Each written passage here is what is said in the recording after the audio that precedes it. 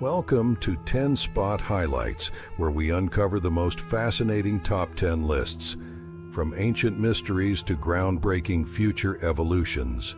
Dive into the captivating stories of the past, explore unsolved enigmas, and see how history shapes our tomorrow. Don't miss out. Hit like, subscribe, and explore the rest of our videos for a journey through time and mystery. Your next adventure starts here. Imagine this. You're walking alone at night when a shadow moves at the edge of your vision. The air turns cold. Your breath catches in your throat. And then, a voice, low and unearthly, whispers your name. For centuries, people have claimed to encounter something beyond explanation, something ancient, cunning, and terrifying. Some called it fate. Others called it madness.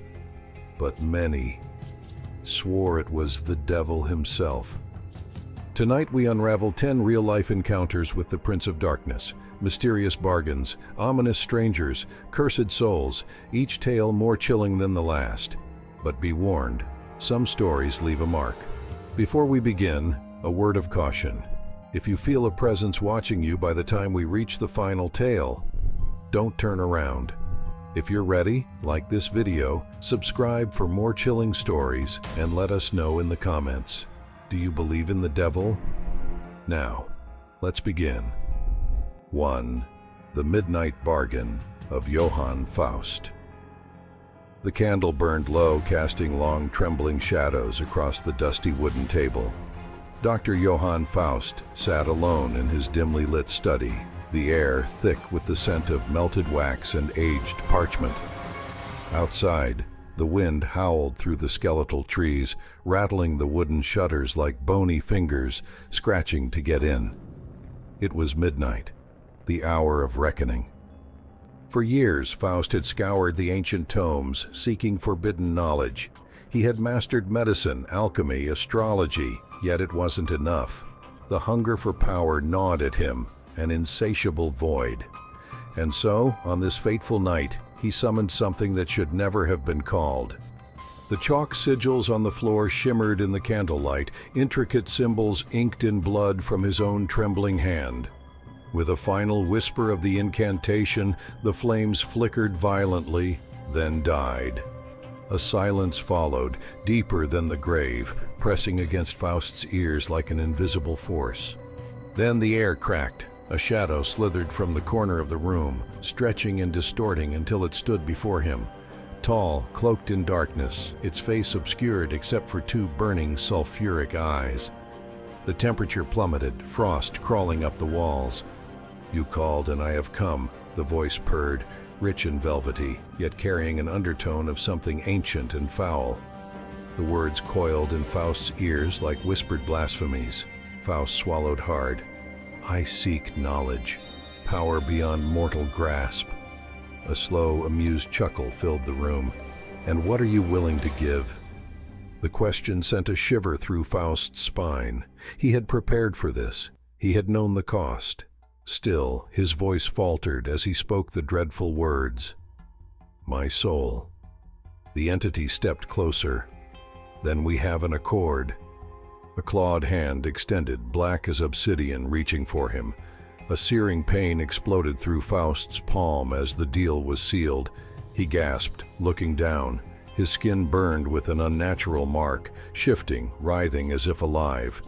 From that night on, Faust possessed knowledge beyond comprehension. He could conjure gold from thin air, command the dead to whisper their secrets, twist fate itself to his will. But the price of his power weighed heavily. Shadows stretched unnaturally wherever he walked, and in mirrors his reflection often lingered, watching with hungry, knowing eyes. And then, as the years passed, the nightmares began. He would wake, drenched in sweat, to find his room filled with whispers, soft, taunting voices speaking in languages never meant for human tongues. His shadow would shift on its own, curling like smoke, reaching. He was never alone, not truly. And one storm-racked night, as lightning flashed across the sky, his time ran out. The townspeople reported hearing screams that night, inhuman wails of agony that echoed through the streets. When they broke into his study the next morning, they found it empty. No trace of Faust remained, save for the burned sigils on the floor and the overwhelming stench of sulfur. Some say he was dragged to hell. Others claim he still walks among us, a whispering figure glimpsed in candlelit studies, offering knowledge to those foolish enough to listen. Would you strike a deal if the devil himself stood before you, promising everything you ever desired? Or would you slam the door, praying he never comes knocking again? 2. The Devil at the Crossroads, the haunting legend of Robert Johnson. The air was thick with the scent of damp earth and Mississippi heat as Robert Johnson walked the lonesome dirt road, his guitar slung over his back like a burden too heavy to bear. The moon hung low, bathing the crossroads in a ghostly glow, and the cicadas had fallen eerily silent, as if holding their breath. It was nearing midnight, the witching hour. Robert had tried, truly tried, to become the musician he longed to be. But no matter how he played, no matter how he strummed and bled and sang, his music was ordinary. He wanted more, needed more. And the rumors had reached his ears, whispers of a place where a man could trade his soul for greatness. The crossroads. As he stepped into the intersection, a shiver ran down his spine. The wind died. The world stood still. And then a shadow stretched unnaturally long against the moonlight. A man emerged from the darkness, tall and lean, his face obscured beneath a wide-brimmed hat. His suit was crisp, yet it carried the scent of something ancient, something smoldering. His eyes, when Robert finally dared to meet them, burned like dying embers, flickering with amusement and hunger. "You know why you're here," the man said, his voice smooth as molasses but cold as grave dirt. Robert swallowed, his throat dry. "I want to be the best, better than anyone. I want my music to live forever." The stranger chuckled, a sound that sent the night trembling. He held out a hand, long fingers curling in invitation. "Then hand me your guitar." Robert hesitated, but only for a breath. He unhooked the battered instrument and placed it into the stranger's grasp. The man turned it over, running a slow, deliberate hand along the wood. When he handed it back, the strings thrummed on their own, a low, eerie hum, as if the guitar itself had learned how to breathe. The stranger leaned in, his voice little more than a whisper. "It's yours now, but in time, so will you be mine." And just like that, the man was gone. Robert stood alone in the moonlit crossroads, his heart hammering. He flexed his fingers and placed them on the strings. The first chord he struck was different. The sound rang out, impossibly rich, filled with something old and sorrowful and powerful. His hands moved as if possessed, gliding effortlessly across the fretboard, playing music that had never existed before that moment. By the time he returned to town, he was a legend. His fingers danced like fire, his voice wept like a mourning ghost. Crowds gathered, hypnotized by the eerie, sorrowful beauty of his sound. They whispered that he played like no man alive, as if the devil himself had tuned his strings. But Robert knew the truth. The nightmares came first, visions of a man in a dark suit standing at the foot of his bed, watching. Then the shadows began to stretch toward him when he played, flickering with movements that weren't his own. He could hear his own music whispering back to him, low and mocking. And then, one night in 1938, Robert Johnson collapsed, screaming in agony. Witnesses swore they saw something in the darkness of the room, something with burning eyes and a grin too wide for a man. He died writhing in the dirt, his body convulsing as if unseen hands were dragging him somewhere he couldn't escape. His soul had come due. His music still lingers, the blues soaked in sorrow, in longing, in something unnatural. Some say if you listen close enough to his recordings, you can hear another sound beneath the guitar strings. A second voice, laughing, waiting. So tell me, if you found yourself at the crossroads on a moonlit night, guitar in hand, and a voice whispered from the darkness, would you play or would you run? 3. The Hellfire Club's uninvited guest. The firelight flickered against the cavernous stone walls of the Hellfire Club's hidden chamber deep within the English countryside.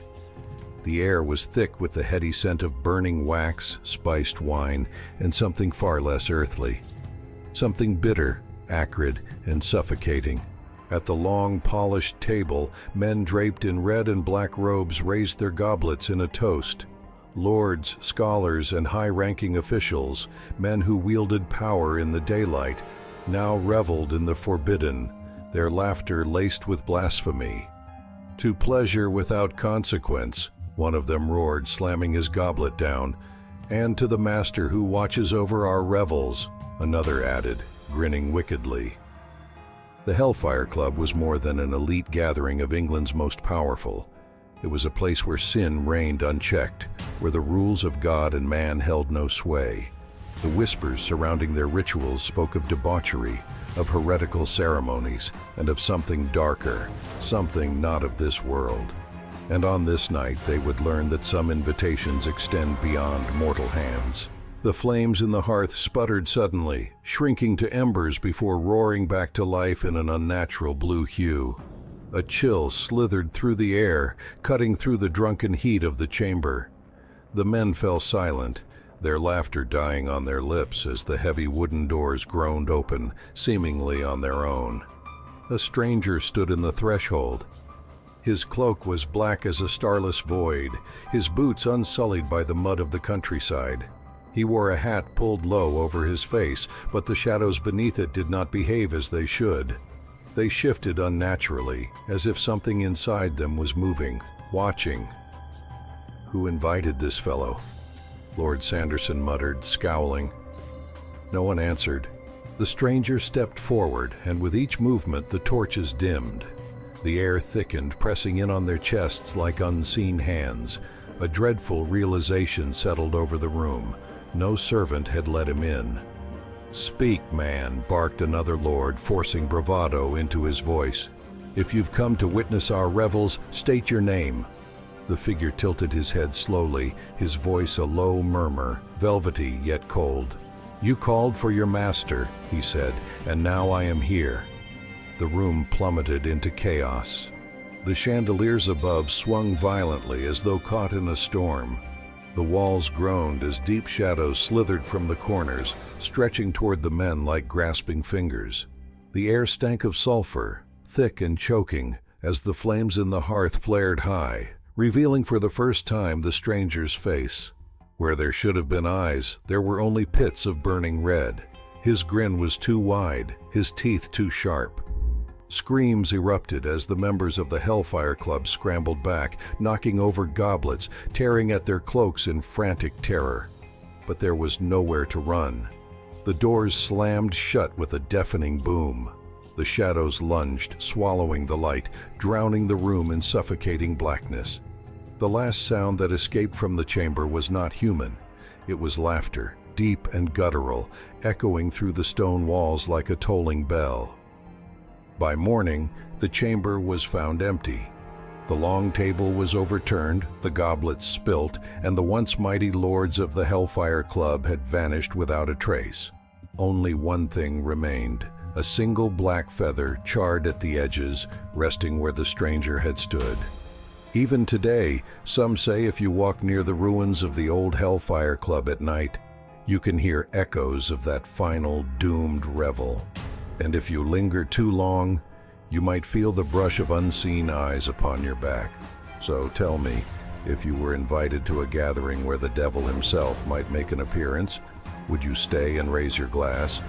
Or would you flee before the shadows claimed you too? The demonic trial of Urbain Grandier. The bells of Loudun tolled solemnly, their echoes swallowed by the thick oppressive fog that curled around the cobbled streets. It was 1634, and the town stood still in fearful anticipation. The air carried the scent of burning incense, but beneath it lurked something fouler, the acrid stench of scorched flesh, of sweat and fear, of something unholy. At the center of it all stood Urbain Grandier, a man once admired, now condemned. The Jesuit-educated priest had been a figure of both controversy and charisma. He was eloquent, defiant, and dangerously charming. Too charming, some whispered. He had made powerful enemies among his own clergy, his arrogance fueling their resentment. But it was not pride or ambition that had sealed his fate. It was the devil himself, or so they claimed. The accusations had begun with the Ursuline nuns. One by one they had fallen into fits of screaming and writhing, their bodies contorting as if unseen hands wrenched their limbs. They spoke in voices not their own, guttural, unnatural, filled with curses that no holy woman should know. They claimed to see a shadowed figure lurking in the convent halls, its eyes burning like embers. And the source of their torment? Urbain Grandier. The trials were swift and merciless. The priest denied every accusation, his voice unwavering even as the magistrates brandished a document they claimed was his pact with Lucifer. Scrawled in an unknown hand, the parchment detailed a sinister bargain, signed not only by Grandier's name, but by demons themselves, Astaroth, Beelzebub, Leviathan. It was written in blood, and so the sentence was passed. Death by fire. On the day of his execution, Grandier stood before the crowd, bound to a stake in the town square. The flames had not yet been lit, but already the heat of the morning sun bore down upon him. The priests around him murmured prayers, splashing him with holy water, yet still he did not repent. He would not confess. The first torch was touched to the dry wood beneath his feet.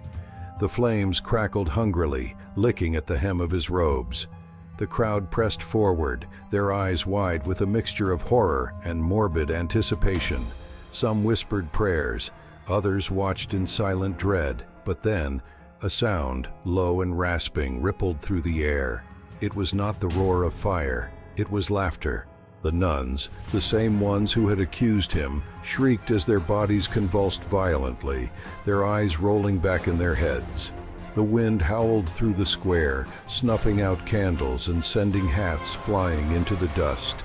The fire surged higher, impossibly fast, turning blue, then black, writhing like a living thing. And over it all, that laughter continued, deep, guttural mocking. When the fire finally burned itself out, the crowd stepped forward cautiously, expecting to find the charred remains of a condemned man. But what they found sent a fresh wave of terror through the town. His body was gone. Only the iron restraints remained, melted and twisted into unnatural shapes, as if something impossibly strong had wrenched them apart. That night, the nuns were said to have awoken screaming in unison, their mouths stretched into silent wails, their fingers clawing at their skin as though something unseen had come to collect its due. Some say Grandier's trial was nothing more than a cruel political spectacle, that he was a victim of paranoia and scheming men. But others whisper that the devil does not abandon his own. Tell me, if you stood in that square, watching the flames consume the accused, would you believe in the innocence of a man? Or would you turn away before the devil turned his eyes upon you? 5. The Cursed Letter of the Nun of Palermo. The convent of Palma di Montechiaro sat atop a lonely Sicilian hill, its walls ancient, its corridors echoing with whispered prayers and the rustling of robes. The nuns who lived within were sworn to lives of devotion and solitude, yet among them was one whose faith had begun to fray. Sister Maria Crocifissa della Concezione had always been a woman of piety, but something had changed. Her once serene demeanor had withered into sleepless nights, trembling hands and eyes that darted to unseen figures in the dark. Then came the night of August 11th, 1676. The other nuns found her collapsed on the cold stone floor of her cell, her habit soaked in sweat, her fingers smeared with ink. Clutched in her shaking hands was a letter, pages upon pages of indecipherable symbols, strange marks that did not belong to any known language. The writing was erratic, desperate, as if it had been scrawled in a fevered frenzy. When Sister Maria awoke, She could not recall writing it, or perhaps she dared not admit the truth. Her eyes, wide and glistening with unshed tears, fixed on the Mother Superior. Then, in a voice barely above a whisper, she spoke the words that would haunt the convent forever. "The devil made me do it." She claimed that, in the dead of night, a dark figure had appeared in her room. It had no face, only a shifting, formless void where its features should have been. It whispered to her, its voice like dry leaves rustling in the wind. It told her to renounce God, to sign her name in a book she could not see, to write what it dictated. She had tried to resist. She had prayed, but her hands had moved against her will, scribbling symbols that felt like poison spilling from her mind onto the parchment. The nuns and priests who examined the letter were baffled. No one could decipher it. Scholars, mystics, and cryptographers attempted to unravel its meaning for centuries. Some believed it to be a blend of archaic alphabets. Others thought it was an unbreakable cipher. Then, in 2017, modern linguists used sophisticated decryption software to analyze the text. What they found chilled them to the bone. The letter spoke of God as a mere invention, of souls trapped in mortal flesh, of a universe where divine power was a lie. It mocked believers, insisting that Satan was the true ruler of the world. Was this the ravings of a tormented nun suffering from a waking nightmare? Or had she, in her moment of weakness, become the vessel of something unholy? To this day, the letter remains a mystery, one of the most infamous pieces of alleged demonic writing in history. Some say it holds a curse, that merely reading its words aloud can invite the same presence that visited Sister Maria that night. Would you dare to read it? Or would you, like the terrified nuns of Palermo, let it remain locked away, never to be spoken of again? The Vatican exorcism that shook the Pope. The Vatican is no stranger to tales of darkness, but few stories have rattled its ancient walls like the exorcism that took place in 2004, one so terrifying that it left Pope John Paul II himself visibly shaken. It began with a woman known only as Anna. She was an ordinary Italian woman in her late 30s, living a quiet life with her husband and children. But something had been wrong for years. It started with vivid nightmares, voices whispering to her in languages she did not know. Then came the blackouts, hours, sometimes days lost, with no memory of what she had done. Her family would find her speaking in deep guttural tones, her voice belonging to something that wasn't her. Doctors found no explanation. Priests she turned to recoiled at the power they sensed within her. Finally, she was brought to the Vatican itself, where two of the church's most experienced exorcists were waiting. It was a warm summer afternoon when Anna was led into the small chamber, deep within the Vatican's walls. The moment she stepped inside, the air changed. Thick, heavy, almost unbreathable. Without warning, she let out a low, guttural growl, her body convulsing violently. The priests began their prayers, but Anna only laughed, a sound so sharp and mocking that one of the assistants took a step back.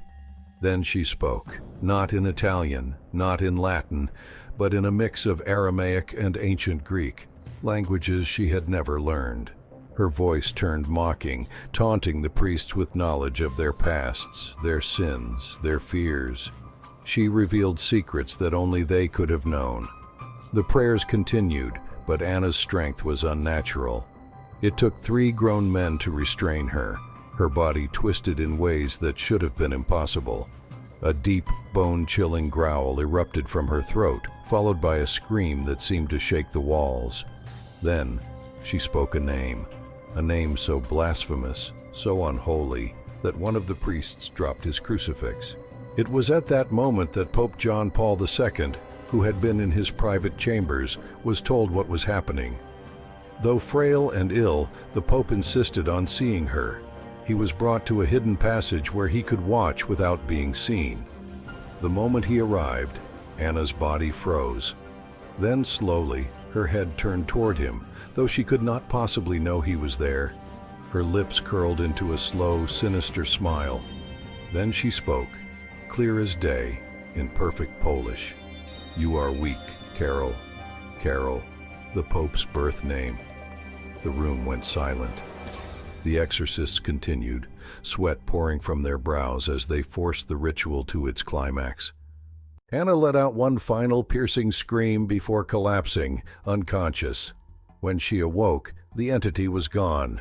The Pope, visibly shaken, reportedly spent hours in prayer afterward.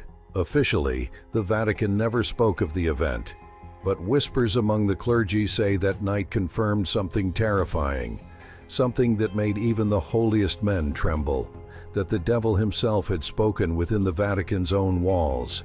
If a battle between good and evil was fought that night, who truly won? Would you have dared to stand in that room, face to face with what lurked inside Anna? Or would you have run before it ever had the chance to speak your name? 7. The Red-Eyed Stranger of Loch Buy. The Scottish Highlands are steeped in mystery, ancient stones, whispering winds, and stories passed down through generations. But among the legends of spirits and fae, there is one tale that stands apart. One that speaks not of a ghost, nor of a mere trickster from folklore, but of something far older and far darker. It is said that on certain nights, when the mist rolls thick over the Isle of Mull, a lone traveler can be seen walking the moors near Loch Buy. A tall figure clad in a tattered black cloak, his face obscured beneath a deep hood. But those who get close enough to see beneath the shadows always describe the same thing, his eyes burning red. The first recorded sighting dates back to the late 1700s, when a weary horseman lost his way in the fog.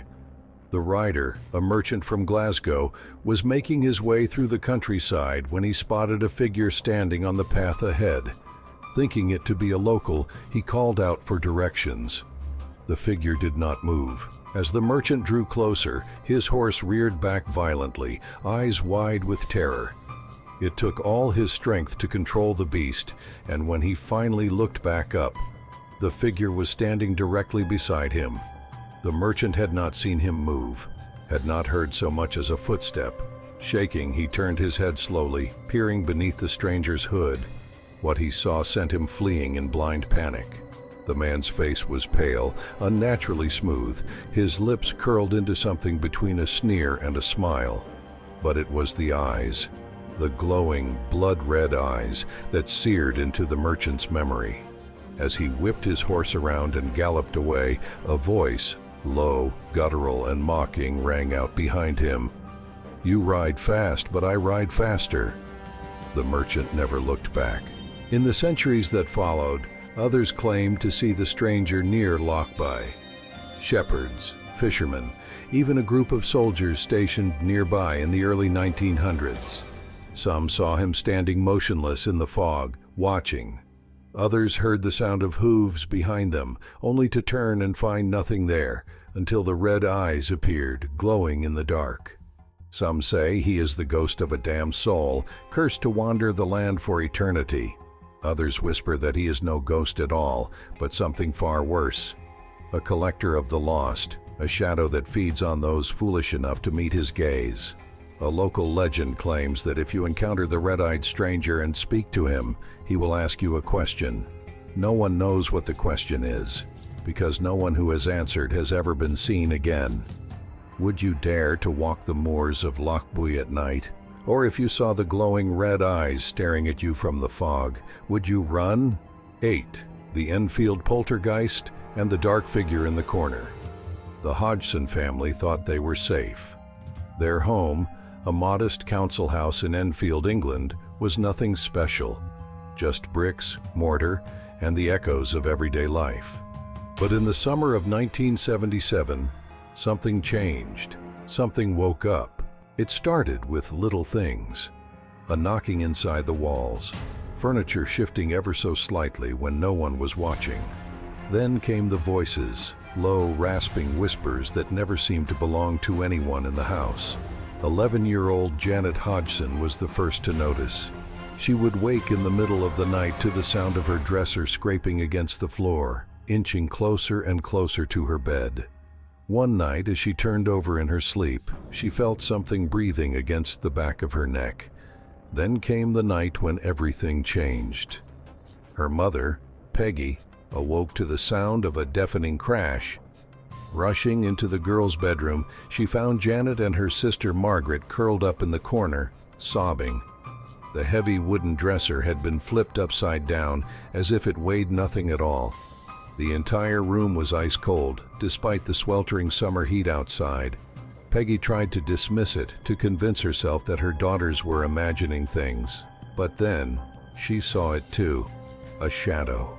It stood in the far corner of the room, unmoving, watching. It had no features, no face, just a tall, inky black form darker than the unlit room itself. And its presence filled the air with something unbearable, something that felt wrong. Peggy flipped on the light, and in that instant, it was gone. But the activity only escalated. Janet began speaking in a deep, guttural voice that did not belong to an 11-year-old girl. Objects were hurled across the room by unseen hands. Neighbors heard loud crashes even when the house was empty. Investigators, including police officers and paranormal researchers, witnessed furniture levitate before their eyes. One man even saw Janet lifted and flung across the room as if an invisible force had thrown her. Then came the recordings. Maurice Gross and Guy Lyon Playfair, two researchers from the Society for Psychical Research, recorded dozens of hours of disturbing audio from inside the house. In one recording, Janet spoke in a voice that belonged to a man, one who claimed he had died in the house. His name, he said, was Bill Wilkins. Janet, still possessed by the voice, described his death in vivid detail. Later, the Hodgsons would discover that a man named Bill Wilkins had, in fact, lived in the house, and had died in the very chair where Janet had seen the shadow standing. The press called it the Enfield poltergeist. Some believed it was real, others called it a hoax. But those who spent time in that house, especially the Hodgson family, knew the truth. Janet never spoke much about what happened to her in the years that followed. But when asked if she still felt watched, her answer was simple. It's always there. Skeptics say it was all a trick, but if it was, then how do you explain the voices, the levitations, the dozens of independent witnesses? More importantly, if the haunting was fake, then who or what was standing in the corner that night? Would you dare to spend a night in the Enfield house? Or would you fear waking up to find a shadow staring back at you from the darkness? 9. The man who challenged the devil to a duel. The storm had been brewing all night. Thick, rolling clouds smothered the moonlight, and the wind howled like a chorus of unseen voices, rattling the shutters of the old inn in Bargy, France. Inside, the drunken laughter of aristocrats and soldiers echoed through the candle-lit hall. But all conversation stopped when Etienne de Bourbon slammed his tankard onto the wooden table. "I fear no man," he growled, his lips curling into a reckless grin. "And I certainly fear no devil." The other men exchanged uneasy glances. De Bourbon was infamous, not just for his skill with a blade, but for his arrogance. He was a swordsman without equal, undefeated in countless duels. Some whispered he had never lost because something unnatural guided his hand. Others claimed he had sold his soul for his talents. "Would you challenge him then?" one of the officers asked, half mocking, half daring. De Bourbon leaned forward, the candlelight dancing in his dark eyes. "I would fight him here now if he dared to show his face." The wind outside howled louder. The shutters burst open, sending a rush of cold air through the room, snuffing out half the candles. And then, from the darkness beyond the threshold, came a voice, low, smooth, and far too calm. "Your challenge is accepted." The crowd turned in unison. A tall figure stood at the entrance, clad in black from head to toe. His face, partially obscured by the shadow of his wide-brimmed hat, was eerily perfect, too perfect. His skin was pale, his eyes black as polished obsidian. and when he smiled, his teeth gleamed like sharpened ivory. Some men immediately made the sign of the cross. Others backed away in terror, but de Bourbon merely laughed. "So," he said, standing and drawing his rapier, "you're the devil himself." The stranger did not answer. Instead, he stepped forward and drew his own sword, an impossibly thin, gleaming blade that seemed almost alive in the dim light. The duel began. De Bourbon was fast, faster than any man in France. His blade flickered like lightning, striking at the stranger's heart, but the dark figure did not flinch. He parried each strike with unnatural ease, his movements fluid, almost effortless. It was as if he could see the future, anticipating every attack before it was made. The inn's patron stood frozen, watching the impossible. De Bourbon's breath came in ragged gasps. His arm burned from exertion, yet the stranger showed no sign of fatigue. He moved like a shadow, always one step ahead. And then, de Bourbon slipped. For the first time in his life, his footing faltered, his balance betrayed him, and in that fleeting moment the stranger struck. Cold steel pressed against de Bourbon's throat. The crowd barely breathed. The devil smiled.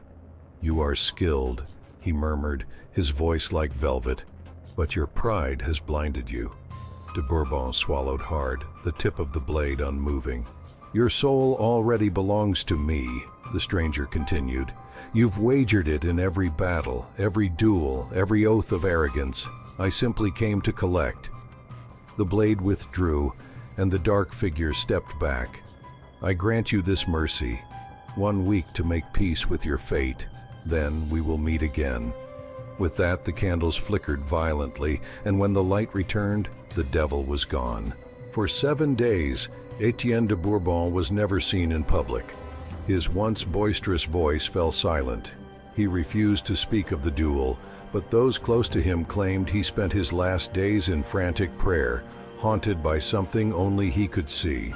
On the 8th day, his body was found in his chamber. No wounds, no signs of struggle, just his sword resting across his chest, and his face frozen in an expression of unspeakable horror. The devil always collects. The question is, how much would you wager before he comes for you? 10. The Devil in the White Mask. The Last Dance of Marie Deschamps. The ballroom glittered like a fever dream. Golden chandeliers dripped with candles, their light casting shifting shadows along the gilded walls.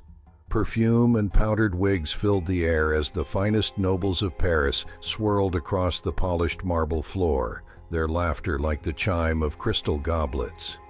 But no one gleamed brighter than Marie Deschamps, the most envied courtesan in France. She moved with an effortless grace, her silk gown clinging to her frame as she twirled, her every step a whisper against the floor.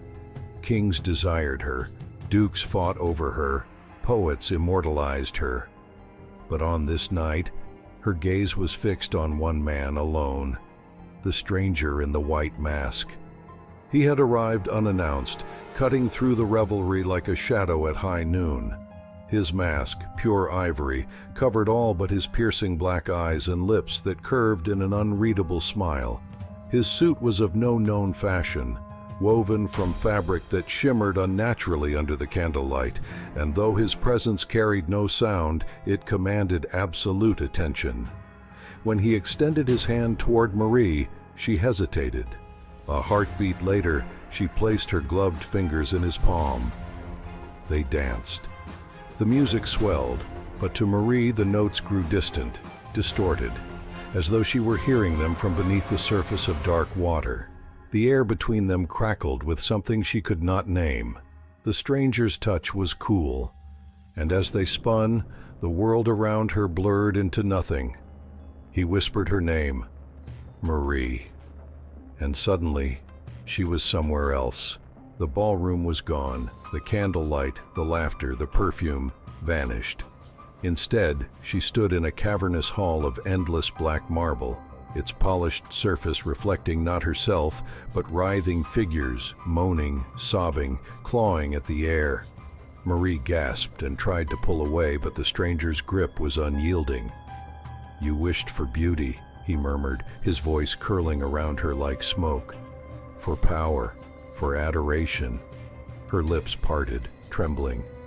And I have given them to you, he continued, but now, my dear, our dance must end. She looked down. Her gown, so elegant, so lavish, was unraveling, the silk dissolving into fine red dust. Her hands, once soft and untouched by age, withered before her eyes, the flesh tightening over bone. No, she whispered, shaking her head. No, this is not real. The masked man only smiled. Marie screamed. The ballroom snapped back into existence. Music swirled around her again. Laughter, light, the clinking of glasses. But something was wrong. The dancers were frozen in place, their faces contorted in expressions of silent horror. The candles burned a sickly blue flame. And the stranger in the white mask was gone. Marie staggered backward, clutching at her chest. Her breath came in sharp gasps. The nobles turned to face her, but their expressions were no longer admiring. They looked through her now, as if she did not exist. She ran. Through the towering doors, down the grand staircases, past the golden fountains. But with each step, the world around her faded. Paris melted into darkness, the stars above flickering out one by one. When the palace guards found her hours later, she lay on the ballroom floor, her gown nothing but rags, her once radiant skin aged beyond recognition. Her beauty was gone, her name forgotten. Only the white mask remained, lying beside her untouched, waiting for the next willing soul. Would you dare to take the stranger's hand? To dance, just once, beneath the candlelight, and hear your name whispered in the dark? Be careful what you wish for. The devil never gives without taking. They say the devil is a master of deception. But what if the greatest trick wasn't convincing us he doesn't exist, but making us think he's always somewhere else? Maybe he's not lurking in the shadows or waiting at the crossroads. Maybe he's closer than you think, listening, watching, waiting. Which of these stories unsettled you the most? And more importantly, do you think they were just stories? Tell us in the comments below. If you enjoyed this descent into darkness, hit the like button and subscribe for more stories that will haunt your nights. And remember, if after this video you hear a knock at your door at midnight, don't answer it. Good night, and sleep well. Thanks for watching 10 Spot Highlights, where the past, present, and future collide in our top 10 lists. If you enjoyed this video, make sure to like, share, and subscribe to join us on more fascinating adventures through time and mystery. Let us know your thoughts in the comments, and stay tuned. There's so much more to uncover in our next video. See you soon.